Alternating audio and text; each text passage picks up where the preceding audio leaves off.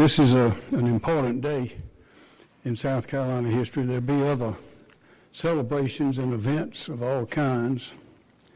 But I and the family thank all of you for coming here today. We meet in sadness over the loss of one of South Carolina's greatest sons.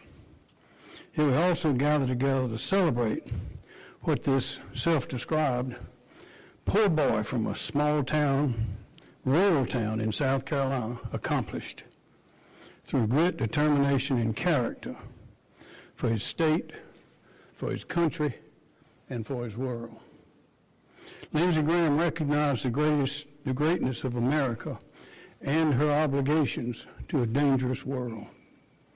Lindsey Graham recognized the seriousness of his work, but also the value of humor and a light-hearted spirit. Lindsey Graham understood the hopes, dreams, and needs of his state and delivered for his state every time. Presidents, paupers, famous or forgotten, he treated us all the same. We have seen him attack evil and injustice and embrace friendship and the common good with equal fervor and strength. Yes, we are going to miss Lindsey, but we will always remember his quickness, his laugh, and what he has done for us and the world. As he described himself, this poor boy from a little town in South Carolina. Today, under the law, it's my duty and honor to name someone to serve in the place of this irresistible man, this irreplaceable man, this extraordinary man for the remainder of his term. Lindsey took care of his little sister in years long departed. It's my honor to ask his little sister, Darlene Graham, to finish his work for him now. And by the way, Darlene, I don't know if I told you, but after we spoke on the phone in the wee hours of Sunday morning, and you agreed to serve through tears, earlier, I had wondered what you would say, and I was humbled by your quickness to see the duty that you had to serve. And I called the president afterwards, and he thought it was a great idea. And I'm sure that everyone here does as well. Darlene, little sister, come forward, please.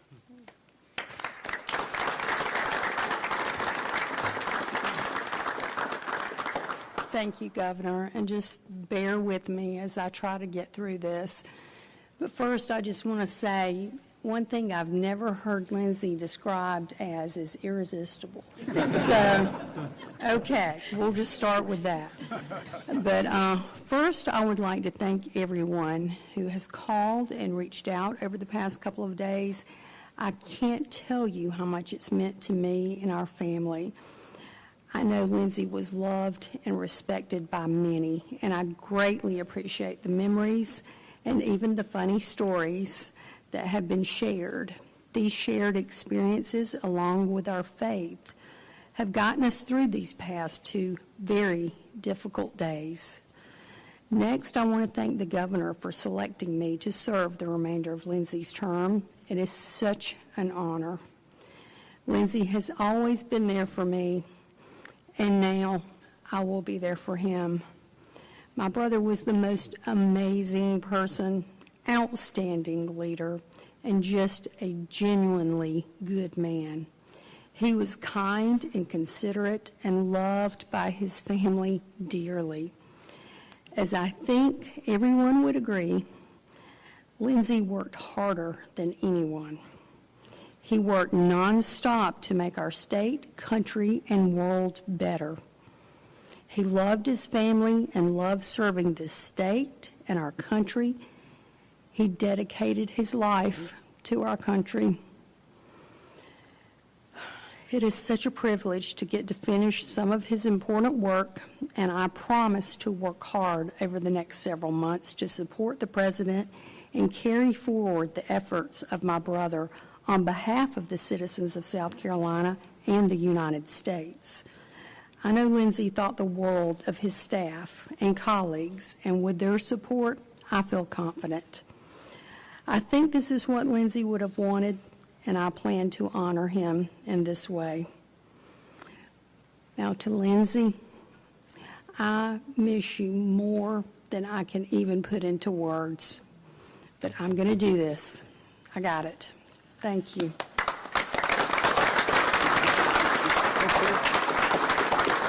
Thank you.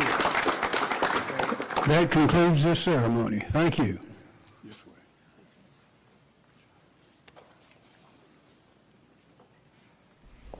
All right, you were just listening to the governor of North Carolina, Henry McMaster, naming the replacement for late Senator Lindsey Graham. Of course, the person chosen to replace him as of right now is his younger sister, Darlene. Let's go back live now to our nation's capital and CBS News congressional reporter, Taurean Small. Taurean, your takeaways from what you heard there.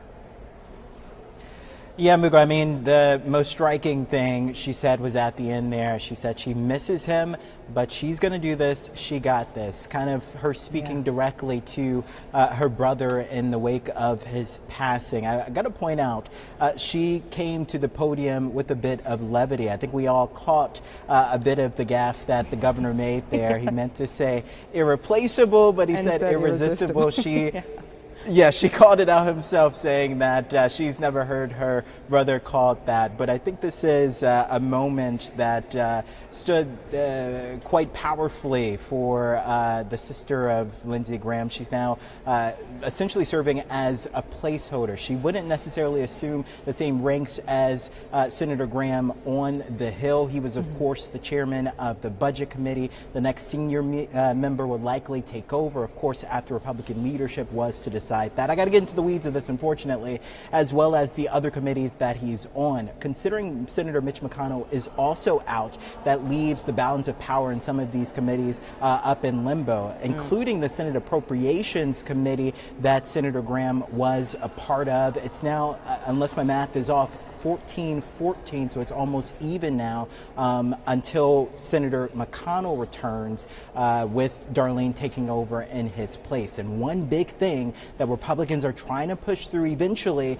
but most likely expeditiously, considering that they're looking at the midterms in November, is a third reconciliation bill. That would have to go through the Appropriations Committee, and as of now, the current chairwoman, Susan Collins of Maine, has said that she wasn't necessarily supportive or saw a pathway forward for a third reconciliation bill. We'll see what happens, but as of now, today's conversation, the oxygen on the Hill, is undoubtedly going to Senator Graham, and as just announced in that press conference, his sister succeeding him, not just in life for his family, but also in profession here on the Hill in his seat until January.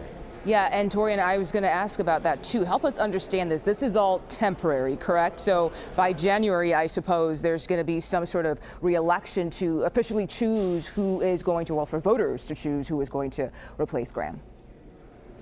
Yeah, and Mugo, the reason for that is because Lindsey Graham was up for re-election this year. He already won his primary, so he would have been on the ballot in November. Technically, he's still on the ballot or set to be on the ballot, but there's also a separate track happening, a special election that's going to happen. We now know between July 21st and July 28th. That's when many candidates could throw their names in the running. We're already hearing from quite a few of them that expressed interest in it, including a couple of folks here on the Hill. Representative Nancy Mace and Representative Ralph Norman both ran unsuccessfully for governor, but have announced that they are interested, or at least pursuing the idea of running in this race. We also got to point out Lieutenant Governor Pamela Abbott also ran unsuccessfully for governor. I believe she finished in second place. We talked to her this morning on CBS News 24/7. She was playing coy about whether or not she would seriously consider it, but she said that she wasn't necessarily ruling anything out, only that her priorities right now was on paying tribute to the fallen Lindsey Graham. Okay, Taurean Small on Capitol Hill for us today. Thank you so much for your time. And now let's bring in congressional correspondent for the New York Times, Robert Jimison. Robert, thank you for your time as well. So Congress has a lot to get done on its legislative agenda ahead of a lengthy August recess. So how does Graham's death complicate the legislation they'd like to get passed?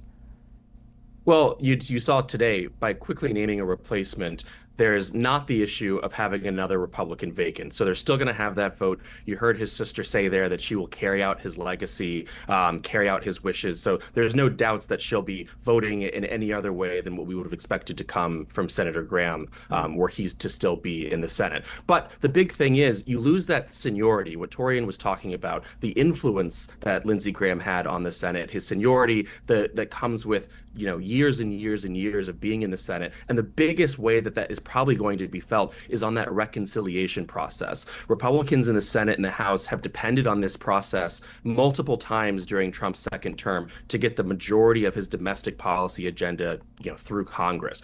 Looking back at the One Big Beautiful Bill a year ago, the DHS bill that funded Department of Homeland Security and Immigration for several more years, those were all done through reconciliation. And there was a big hope that would be done again for a number of other issues. And Lindsey Graham was arguably the biggest champion of doing that. And a number of Republicans were not in favor of pursuing this legislative tactic again. And so you lose a big advocate for that process. And that is likely going to be the biggest thing felt in terms of legislative agenda and priorities with his absence. Yeah, some very important context to have there, Robert. So in your most recent piece, you write, with Lindsey Graham gone, Ukraine loses an ally in Trump's ear. What will Graham's loss mean for the relationship between the United States and Ukraine? I don't think it can be overstated. The president is surrounded by a number of senior advisors and officials who really buy in to this America First policy of the United States should be focused solely on domestic issues and not so much concerned with issues abroad. Lindsey Graham was one of the very few people who both had the president's ear and also disagreed with that thinking quite a bit and advocated for Israel, for Iran, but most notably, he advocated for more support for Ukraine as they continue to fight back against Vladimir Putin's war of aggression. And so by losing Senator Graham, you're losing the strongest voice in the Trump orbit who's been advocating for more weapons support, tougher sanctions, all sorts of policies that are aimed to help Ukraine fight back against Russia. That voice is now gone. And so it's unclear whether other Republicans will take up his mission here and try to continue to push for that and get the president on board. We'll see in the coming days what that looks like. One of the very last things Senator Graham did before coming back to the United States, a day before he passed, was he held a press conference in Kyiv where he said that the president was on board with a new sanctions package to try to help Ukraine in this push as they fight against Russia. It's been something he's been working on for well over a year, and we'll see if he's able to have this be a defining piece of his legacy and if Republicans will take this up in honor of his death. Yeah, we'll see what comes next on that front. Robert Jimison, thank you so much for your insight today. Appreciate it. Thank you.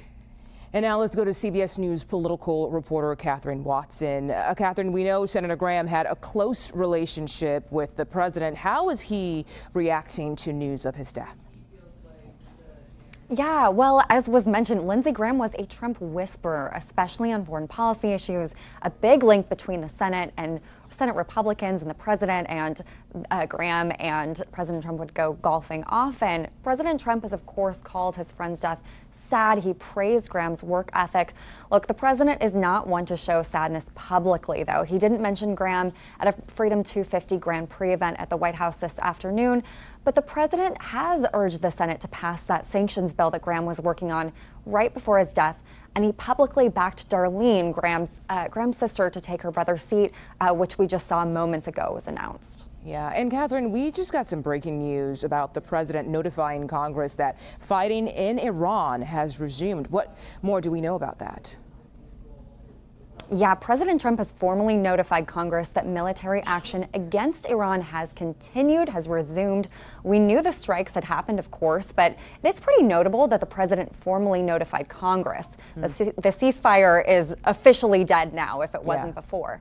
And one of the questions that we're asking here, Mugo, is whether the White House or Congress believes that that officially kicks off the clock for needing congressional approval for the war. You may remember that the White House said they didn't need congressional approval because hostilities had stopped.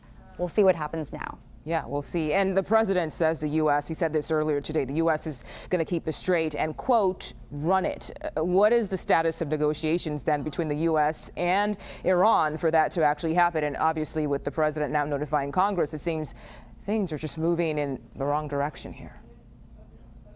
Well, in 2 words, Muga, I would say the state is not good. The president said the U.S. will run the Strait of Hormuz and charge 20% tolls on cargo passing through, even though the Trump administration, Secretary Rubio in particular, had insisted before that the strait must be free and open. Iran's foreign secretary responded to President Trump's comments by saying, yes, basically, the country that runs the strait should collect tolls. And he said that country is Iran. Now, U.S. Central Command recently announced that they are reimposing, as President Trump suggested would happen, the naval blockade to stop vessels going in and out of Iranian ports, a way to stymie Iran's economy. So U.S.-Iran relations are falling apart really quickly at a time when the Trump administration hoped that they would be buttoning up a deal. Okay, Kathryn Watson, thank you for your time today.